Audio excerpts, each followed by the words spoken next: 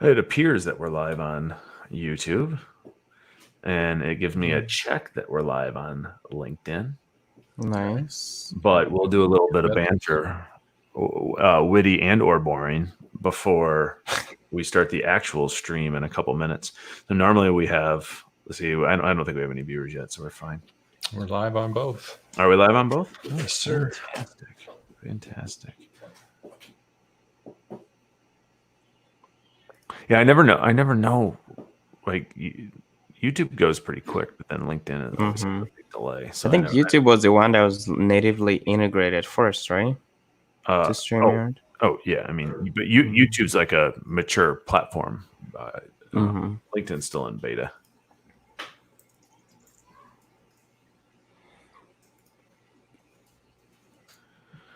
Welcome to viewers on YouTube. We're not started quite yet, but we don't have an overlay today, so we're going to have slight conversations before we get. We already have a comment on LinkedIn. You're right. Ted is here. I do want to unpack that avatar of Ted's. It does look like he is on a mini motorcycle, but he's got a helmet on. He's being safe. Elise is here too. This is wonderful. Hi, Elise. I do love that the chat works now for both YouTube and LinkedIn. Oh, yeah. Before that was that's why I always had my iPad here with LinkedIn up, because I couldn't see the chats, but now we can see them, Toby. And we can put them on the screen. Yeah. Toby, so we were talking before we went live. You texted your barber. You got in right away. You got a beautiful fade. Thank you. I'm extremely jealous, as I have been cutting my hair myself. And you're doing a great job. I don't know how you're doing. Really. First of all, Toby, we're on a stream, so you're really not seeing what's going on. And if I pull the mirror behind me here, it's a hot mess in the back. So there's no guarantee that it's the same length. There's no guarantee that there's not patches out of it. It's just a hot mess in the back. But that's all right, because it's business up front. That's all you need. Mess in the back. That's where it counts. Yeah. All right, here. You're right, Elise. Fresh cuts. Dave, how are you? Dave, you cut your own hair, right? I have been. Yeah. Wow. I am so impressed. Don't be impressed. Yeah. Like Dan said, the first couple of times I did it, I left like huge patches and nobody told me. Like my wife didn't even bother to tell me. It's half the fun. It is. And you finish cutting it and like I don't cut it with my glasses on, so when I'm done, I get a little closer look, and you've got like little mini ponytails sticking out everywhere. It's not easy, no. But yeah. So Stu, we were talking about that. I wish I could figure out how to do my own fade. I was doing a little bit of Googling. Full disclosure, not a lot, probably about 2 minutes, but I was trying to figure out how I could do my own fade. I can do my beard. I can't do my. It's just the back here, but maybe the fade starts from here and comes down, and it's like almost like a mullet, but not really. All right, that's that. So we killed a little bit of time to let people come in without the overlay today. Welcome to Friday 15. We weren't on the air last Friday, correct? No. All right, so today we've got no bracket. All right. We don't have guests. I don't know. That might change. Dave might surprise us and share a link, and maybe we will end up. Kitty's been cutting bangs since 02. But we might share a link out and have a guest. But we're actually going to go a little bit different today. We're going to focus on current events specifically in tech. So probably things that have taken place over the last couple of weeks since we've been on air. This used to be something that we did at the beginning of the Labs Live, but that was a while ago, and now we jump right into the guests, so slightly different format there.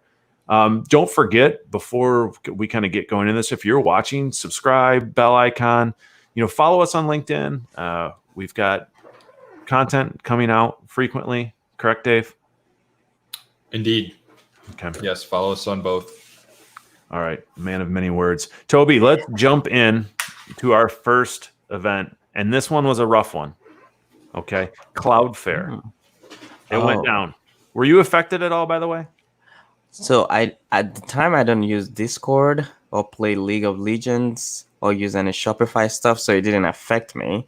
But I was just saying, I think it affected Dave because he was gaming and it went out, right? Yeah. Game went out. Discord went out. I don't think, but Slack didn't, right? Like some of the business tools weren't affected. But we were in the process of getting food through DoorDash, and DoorDash was affected. So I Whoa. had two hungry kids at home, and we were getting food from a great place by us here. And it said, okay, picked up, heading out for delivery, and then nothing. No updates, couldn't open the app. And it's not unusual for DoorDash to go down on a Friday night. It's actually pretty typical. So Wow, I oh, what's that? Shots fired. Well, go on Twitter. You'll figure it. I'm not the only one. So anyways, I went on Twitter. I was trying to see if Misery loves company. So I was trying to figure out if everyone else was having the challenge. The bummer about it was the drivers, the delivery folks, they were also unable to get into the app. So they had food in their car and they had no addresses of where to deliver it. So this was something that one of the reasons I wanted to talk about it was something that wasn't just consumers, but for DoorDash, it was everybody. Everybody within their ecosystem was affected by this. And as a business, it's a challenge because you could come out and say, well, hey, it's Cloudflare, it's our provider that's having this issue. It's not us. But no one cares about that, right? They still look at you as having the issue. We had an app. Tobias would have been before your time with Detroit Labs, but we had an app that was very heavy on real-time data. It was based real-time data. It was for a basketball team, and I think Redis was powering the backend for it, and it went down, and it went down for everybody. But it didn't matter because it went down for our app that was live, and it was a poor reflection on us. So it's a bummer when things like that happen. And Toby, I don't know if you saw it, but it was a router for their DNS service. Yep, it wasn't. I was just curious when you were sharing that lab story. Like, how do you mitigate? Like, how do you damage control when something like that happens? Well, it's beyond a technical issue, right? Like obviously it's a technical issue, but I think it just goes to show you that when it comes to technology, you can view it as that's a minor tech issue. Here's a workaround. But it doesn't matter for the average consumer, the average user of your piece of technology. You are down, and it is your fault no matter what. So I just thought that was an interesting thing that a lot of people went through, and it's I mean, listen, it's not the worst thing in the world, but it's a bummer for those companies that they get labeled as having a down service. True. Yeah, especially now when most things are like online instead of in person. I mean, right. Especially food. I mean, listen, Discord, any of the gaming services. I mean, gaming is through the roof right now. What is it? More money has been spent on gaming than in the last decade or something like that. I mean, you still can't get a Nintendo Switch at Best Buy. I don't know if you know that. Like, it's still sold out. I think people sell it on eBay for like some ridiculous price. Well, StockX is carrying it now. So if you can go on StockX and bid for even the Switch Lite is on there.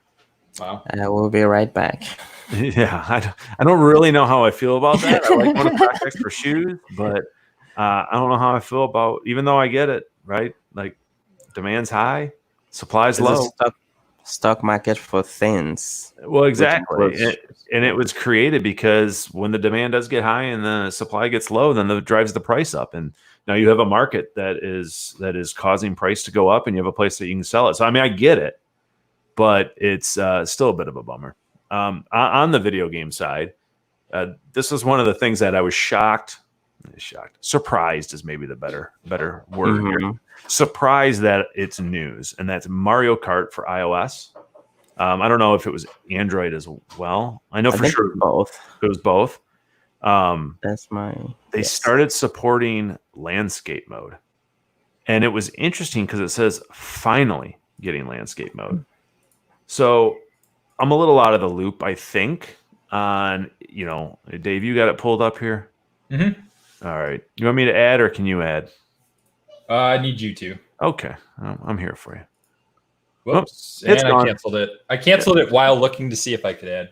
Okay, that went well. So Dave's going to pull up an image about Mario Kart, but and it works that time.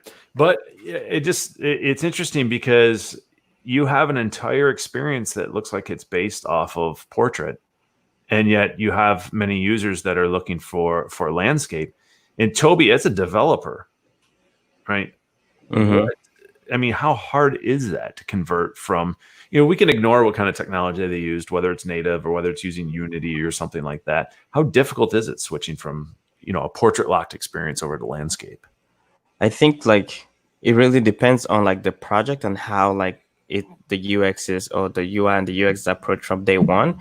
On some projects, it might be like the design from day one has been like making sure that both portrait and landscape are prioritized. But like if you go weeks and months and just do only portrait and lock everything to portrait, because one day you're gonna like just turn on landscape and do all this agile process for landscape, then it's much harder because you didn't think about how things will move around on the screen, how things will place. So I think a lot of intentionality has to be like done when like thinking about like the entire mobile experience. Even if you're not going to implement the landscape like immediately, I think it's good to like think about it like as you're like doing like the portrait mode. So like when you're transferring, it's not like, oh, now we're done with portrait, let's think about landscape. Well, I like that there's a push. There's a stronger push right now for games on mobile anyways. I like that there is a push to provide both modes, if you will, but landscape and portrait, because you do give people a way to play the way they want to play. I also like that controller use is up big time. Yeah. Like I feel like every article I read about games on mobile is, do they support controllers? And right, Dave, that they're called controllers. That's right. Yeah. Okay, you're the gaming aficionado. As I was saying it, I was like, it reminded me of celebrity. like it reminded me of like a remote control for a TV or like an RC car. But yeah, Dave, have you heard of Diablo Immortal? John, what's Diablo Immortal? Oh, I know of the Diablo series, but no, not that game in particular. Immortal. Sorry, Jonathan, we do not know Immortal. You can tell us in the chat. You know what to do this weekend. Toby's gonna be napping. But anyways, I like that iOS supports Xbox controller and PS4, and for whatever reason, controller just felt like a really interesting way of saying it. Let's move on from Mario Kart, and I think one of the things that we have on our list here is about Twitter, and we'll be quick with Twitter. I don't want to go in forever and ever on it, but ad revenues were down. But I did see that users were up, which gave kind of a little jump to their stock price. But with users up, ad revenue down, Toby, you were mentioning that they're looking at different models instead of just the free to use. Yeah, I think they mentioned Jack Dorsey, the CEO, mentioned like that subscription would be like complementary. Like if they do something like subscription for Twitter, it would be like complementary to their ad business. It wouldn't just like replace their ad business. And I guess the open question is like, would you pay to use social media? Because I think historically, like when people say like, oh, I see too many ads on like Facebook and Instagram, but would you pay $2 a month tops for social media? Will you pay $5? Will you pay $10 to like have a more maybe positively curated social media? But I think that with the experiment, we'll find out if people would put their money where their mouth is. I really think that Twitter could go a couple different ways. One, it could go the way of being a utility. Now the challenge is then you have a potential regulation like utilities do. But I mean, it's kind of our default communication. Elise says bye Twitter. I will never say bye to Twitter. I will happily say bye to other social platforms for many different reasons. The gram. I'm kind of getting irritated with the gram. You need to unfollow some people. My irritation with the gram just stems from Facebook, though. So I think if they were by themselves, I'd be fine. But I kind of I'm not going to go into it, but we'll stay at task here. I think Twitter is the world's best customer service platform.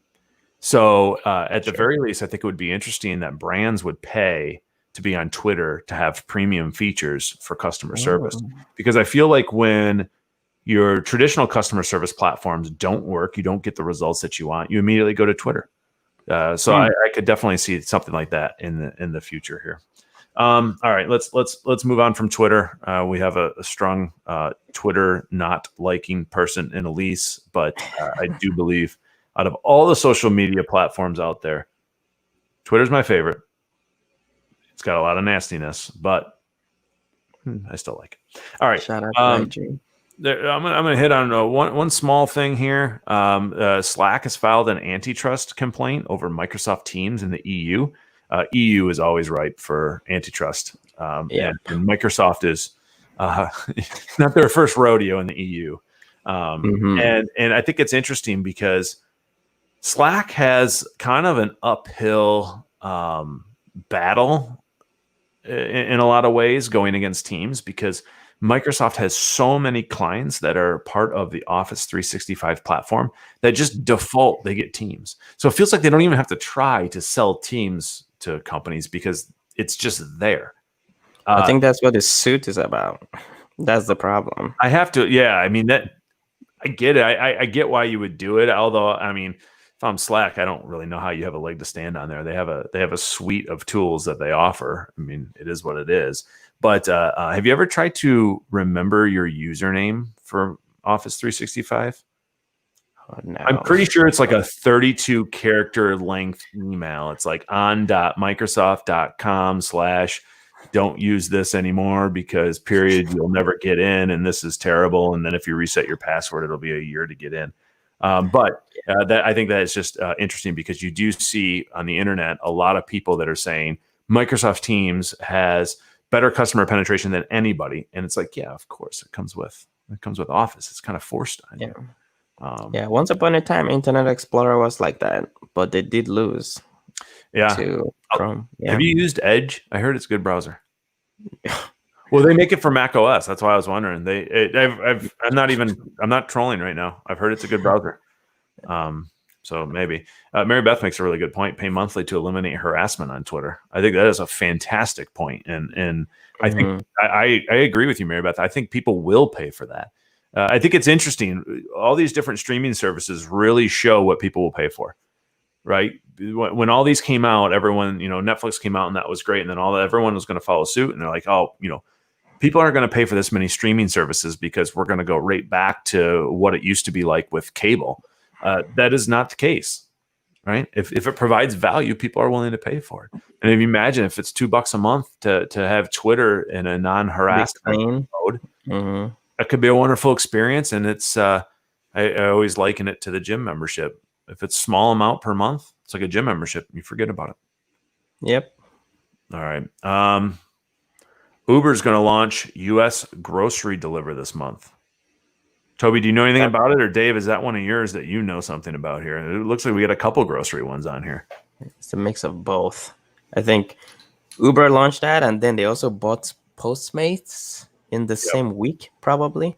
That space, of course, the grocery space is highly active right now. And everybody's trying to gain market share. Everybody's trying to deliver groceries. People are spending, I think, I saw this morning, is 37% more per grocery trip or transaction. Makes sense. So that's right? a lot of money. Yeah, I mean, your shot when you go now, it feels like, well, I can only speak, anecdotally from our situation, but we would eat at home 4 times a week, and now we're shifting to 7 times a week. It's unfortunate. I feel bad for restaurants. We do delivery and takeout obviously through DoorDash, but yeah, it's been a big thing. One of the things that we've been talking about, and I'm going to spoil that because we have an article coming out about this, but obviously grocery is doing well as an industry, right? Well, it's an understatement. They're doing great. Right. And we all need to eat. They provide the food. We buy the food. They do well. A lot of places are hiring at the same time, and there's a challenge there too, because employees are certainly putting themselves at a certain level of risk. But one of the things what we've been trying to look at is, of these businesses that are doing well, what could they still do better? Because when you're doing well, it's easy to become complacent. And one of the Yeah. things that we kind of talked about was what could be lacking in the grocery space is product discovery. And when you walk around a grocery store, that is really where you discover new products. So maybe there's a healthy option sitting next to a mass market option. Maybe there's, I always look at Grizzly Cakes, I think, because they were on Shark Tank, but their packaging is really cool and they're over in the healthy section. You might not know to buy those. Like if you're doing delivery, you will likely just buy whatever you're comfortable or familiar with. So I think product discovery is going to be a challenge. I think digital can help with that, but I think it has to be very curated to the preference of the consumer. Yeah, and it's gonna be like an interesting. Now I'm thinking about it, how you just randomly stumble on like new products that you weren't thinking of, because the way like digital works right now in like maybe like Facebook is like you go on a website and you looked up Coke, for example, and then you go on Facebook, you see Coke everywhere. That is not like discovery because you already thought about it. Right. But like Grizzly Cakes, you didn't know about it, you just stumbled upon it. So I'm very curious and kind of excited to see how we kind of problem solve in this space where you're truly able to discover new products, not just by like what you've like typed on your like keystroke that some app is tracking you with. Right. It's a good point. We always see recommendations throughout the internet just because of being tracked, but it's based off of any activity that took place prior. I think it'll be interesting to figure out how can you develop profiles of people that are willing to give information. So if you're getting ready to shop, you might be willing to get information that I'm looking for niche products. I'm looking for something new. I'm looking for a healthier option. And if you're willing to give that up because you know you're going to get value in return, that could be a great way to help with product discovery when walking around the supermarket, grocery store, any small market. That might happen less and less.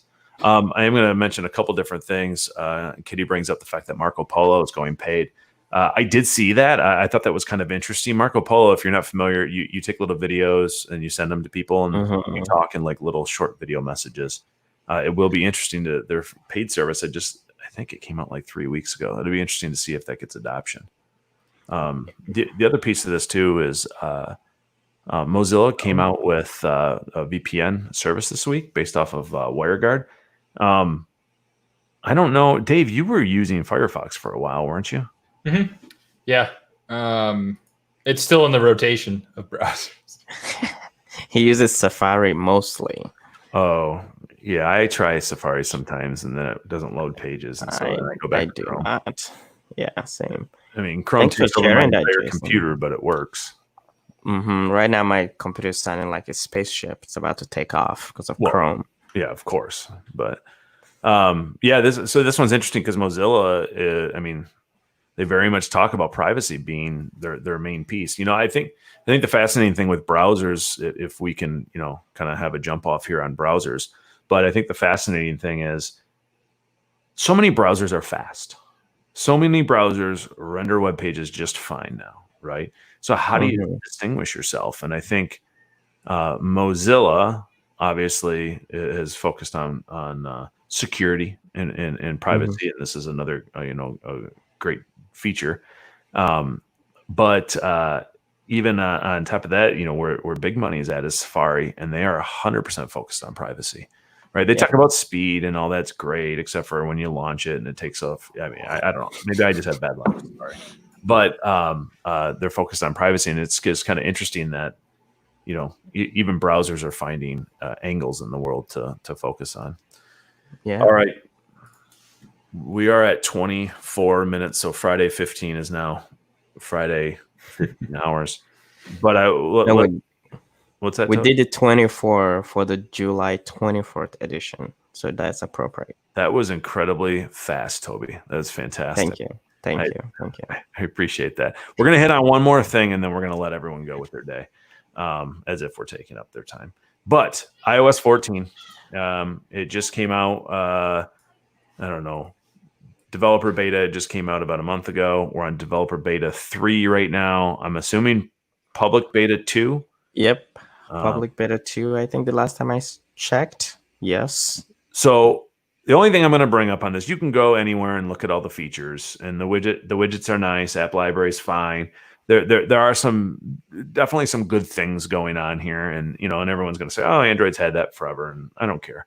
But just having the weather widget is really nice. That in stocks. But that said, the thing that has been the most impressive for iOS 14 is the stability. So for the longest time with iOS releases, it plagued them, right? Like bugs constantly, just phones burning out. It was one after another, and it became so bad that Apple had to actively redo their development process, their testing process, right? Their entire software development lifecycle changed. And so I don't know if this is the first, Toby, maybe you know this, if this is the first main operating system that has seen all of those changes come to fruition. But this is the first time that I installed a dev beta 1, and my phone was not able to cook eggs within 2 seconds of running it. Like it was, I am stunned at how stable it is. Right? Yeah, I've heard only good things. I've heard only good things. I'm thinking of putting iPad OS 14 on my iPad, but I'm hoping it doesn't break any of the apps I used to learn. But the reviews have been really good. They've been really good, and I think Dave also uses Big Sur as well. All the betas. I'm running all the betas right now. I feel like it's risky to run Big Sur, considering how bad the Mac operating systems have been lately. Yeah. You are a pioneer and a Voyager, Dave. I would not have done that. All good so far. But yeah, I am fascinated. You get a few app crashes here and there, but one little small bug in that my cellular data sometimes does not work because it says an update failed. Yeah, small thing, but when you don't go anywhere, you're on Wi-Fi, so it doesn't matter. So I typically don't even realize until later in the day. But little reboot fixes it. So we certainly can't tell you to go get iOS 14 because if it's your main device, be a little hesitant on that.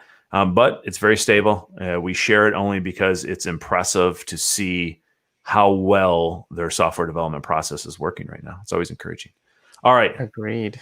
We have a couple good comments here. I won't pull them up on the screen, but Jason mentioned something really good about product discovery. So if you get a chance, scroll through the comments and check that out. I think we're going to wrap up. Toby and Dave, unless you have anything else you want to add for this one. Make it a great weekend, y'all. Get rested. Take naps like me, if you can. Toby, you are nothing but rested, right? If anything, rested. I don't know the term, but you are rested, my man. Oh, thank you. It was the saying I was going for, and I just couldn't grab it. So, all right. I try. Yeah. That said, thanks for tuning in to Friday. It'll be about Friday 30. So it's Friday 15 times 2. We lasted about 30 minutes. It was some good current events to get through. We'll have some more of this in the future. Why not? Maybe a bracket. But I like the current events. Kind of fun. And next week, we have Labs Live on Wednesday, where we'll be talking about QA. It's going to be great. We're going to have Katrina and Jonathan join us from the QA team to discuss what QA is at Detroit Labs, what QA is in general, and what it means to have a fully integrated team. So I'm very much looking forward to that. Same. Don't forget, follow us on all of our social channels. Say hello to us. If you want to see any other content in the future, please let us know. We will have more coming up at some point, right? Always. We're always pushing out content. Like and subscribe. There it is. All right, everyone. Have a good weekend. You too. Adios. Good to be back. Mm-hmm.